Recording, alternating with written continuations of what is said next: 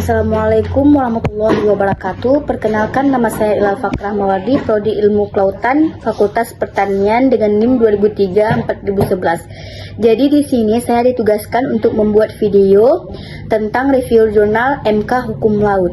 Jadi di sini saya mengambil judul jurnal penyelesaian sengketa antar nelayan berdasarkan hukum adat laut di Kecamatan Senedon, Kabupaten Aceh Utara. Yang itu jurnalnya diambil daripada Suluh Jurnal Program Studi Magister Hukum. Volume dan halamannya volume 8 dan halaman 139 sampai dengan 163. Tahun terbitnya April 2020. Penulisnya ada 3 orang, Sofyan, Sulaiman, dan Mamfarin Syah. Reviewer saya sendiri, Ilal Fakrah Mawardi, yang telah saya laksanakan pada 13 Juni 2023. Abstrak, berdasarkan Kanun Aceh nomor 9 tahun 2008 tentang lembaga adat, Panglima Laut memiliki kewenangan yaitu pengembangan dan penegakan adat laut, peraturan-peraturan di laut, dan pemanfaatan sumber daya kelautan dan peradilan adat laut. Panglima Laut adalah suatu lembaga yang memimpin adat istiadat, kebiasaan-kebiasaan yang berlaku di bidang penangkapan ikan dan penyelesaian sengketa antar nelayan. Hasil penelitian menunjukkan bahwa penyelesaian sengketa antara nelayan berdasarkan hukum adat laut melalui peradilan adat laut dilaksanakan secara tertutup di balai nelayan setempat dengan musyawarah, dan semangat kekeluargaan masih relevan dilaksanakan demi menjaga kearifan lokal, namun belum terdokumentasi dengan baik. Hukum adat merupakan perangkat penting dari kepercayaan tradisi yang menyeburkan nilai-nilai kebajikan di masa lampau. Undang-Undang Dasar 1945 Pasal 18B perubahan kedua menyatakan negara mengakui dan menghormati kesatuan masyarakat hukum adat beserta hak tradisionalnya sepanjang masih hidup dan sesuai dengan perkembangan masyarakat dan prinsip Negara Kesatuan Republik Indonesia. Panglima Laut merupakan salah satu institusi hukum adat laut tertua, memperoleh legitimasi Undang-Undang nomor 11 tahun 2006 tentang Pemerintahan Aceh atau UUPA. Di dalam Undang-Undang Pemerintahan Aceh atau UUPA, keberadaan lembaga adat termasuk Panglima Laut mendapatkan pengaturan tersendiri dari pasal 98 dan 99 tentang lembaga adat. Pasal 98 ayat 2 menyatakan bahwa penyelesaian permasalahan sosial kemasyarakatan secara adat ditempuh melalui lembaga adat.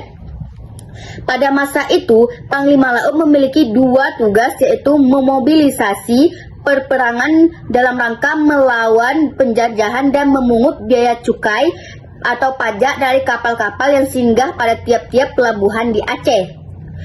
Nah, di sini dalam perjalanan selama 400 tahun itu, Panglima Laut yang merupakan warisan Endatu masih selalu hidup dalam pergaulan masyarakat nelayan di Aceh. Tetapi seiring dengan perubahan perpolitikan dan pada masa penjajahan, kemerdekaan, pasca kemerdekaan, dan pasca Mon Helsinki yang terjadi pergeseran peran, fungsi, dan tugas pemimpinan Panglima Laut.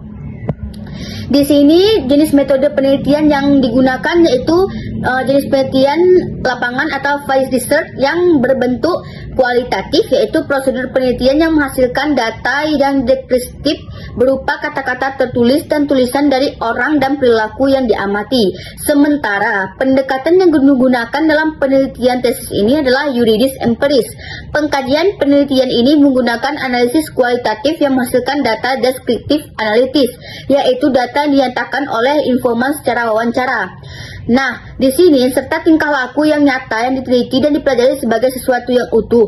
Ada 8 pemilihan sampel dilakukan secara purpose of sampling, yaitu metode pemilihan elemen sampel dengan sengaja, yaitu dipilih oleh orang-orang yang dianggap dapat memberikan informan yang jelas tentang masalah yang dibahas dan diperkirakan mampu mewakili populasi penelitian yang terdiri dari informan dan responden. Di sini juga ada hasil dari penelitian yang telah saya tujukan, yaitu di dalam kasus sengketa antar nelayan di Kecamatan Senedon, Kabupaten Aceh Utara, penyelesaian masalah dilakukan dengan persidangan adat laut yang menghadirkan kedua belah pihak, beserta para saksi musyawarah antara Panglima Laut dengan pihak yang bersangkutan. Keunikan dalam persidangan adat laut ini adalah keberadaan penasihat persidangan yang fungsinya hampir mirip dengan juri yang dalam sistem peradilan di negara-negara Anglo-Saxon. Penaksihan persidangan dituju oleh Panglima Laut dari kalangan tokoh masyarakat atau tokoh adat yang dianggap ahli dan mampu. Misalnya terhadap masalah pukat, maka ditunjuk dari tokoh agama yang berpengaruh sehingga dapat diharapkan berperan untuk memberikan petuah-petuah yang bernafaskan syariat Islam untuk mendinginkan suasana pada pihak yang sedang berselisih. Sedangkan dalam pelanggaran dan sengketa adat laut, penasehat akan memberikan pendapat tentang ada tidaknya pelanggaran terhadap ketentuan adat yang dijatuhkan. Dalam kasus sengketa antar nelayan di Kecamatan Senedon, Kabupaten Aceh Utara, dijatuhkan sanksi berupa membayar ganti kerugian sejumlah 30% atau Rp600.000 dari hasil tangkapan keseluruhan isi terlapor.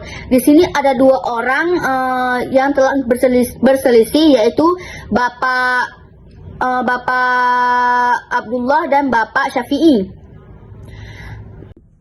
Baik, dari kesimpulan yang telah saya dapatkan, yaitu masing-masing daripada sengketa antar nelayan ini, kita dapat bisa mengambil kesimpulan bahwa Bapak Abdullah sebagai pelapor mendapat ganti rugi daripada Bapak Syafi'i yang sebagai telapor, yaitu 30% atau sekitar Rp600.000.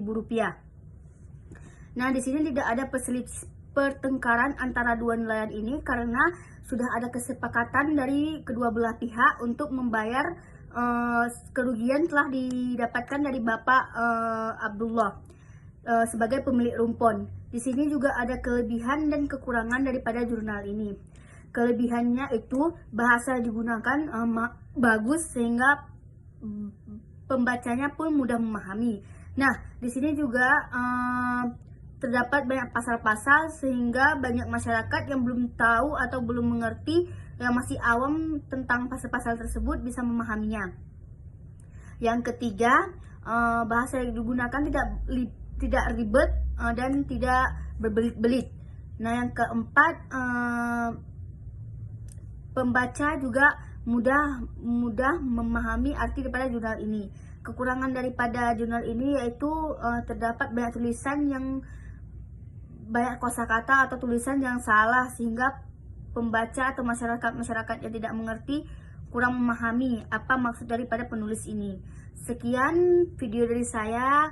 Lebih dan kurang saya mohon maaf. Saya akhiri dengan wabillahi taufik wal hidayah. Wassalamualaikum warahmatullahi wabarakatuh.